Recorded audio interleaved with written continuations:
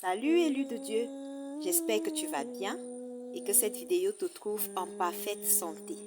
Alors j'aimerais te rappeler ce matin que tout ce qui t'arrive de négatif n'est pas forcément le résultat des forces démoniaques contre toi.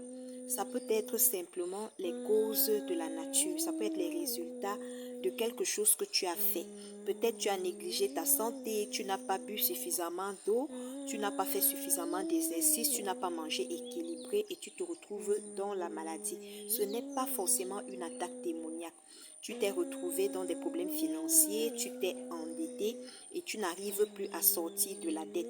Rappelle-toi que le Seigneur interdit formellement de s'endetter. Il dit, tu prêteras à beaucoup de nations et tu n'emprunteras pas. Donc la situation dans laquelle tu te trouves, c'est simplement les conséquences des lois naturelles. Ce n'est pas forcément une attaque démoniaque. Mais je vais te dire, quelle que soit la cause de ce que tu vis, l'Éternel ne t'abandonne pas. Il est avec toi. Ce n'est pas parce que c'est le résultat des lois naturelles. Ce n'est pas parce que tu es allé toi-même te mettre dans les problèmes que le Père éternel va t'abandonner. Il est bon. Il est miséricordieux. Il n'oublie aucun de ses enfants. Il peut transformer ta situation pour la retourner et faire voir sa gloire dans ta vie. Regarde Ismaël. Ismaël n'était pas l'enfant de la promesse. Il a été rejeté par Sarah et ensuite par Abraham lui-même.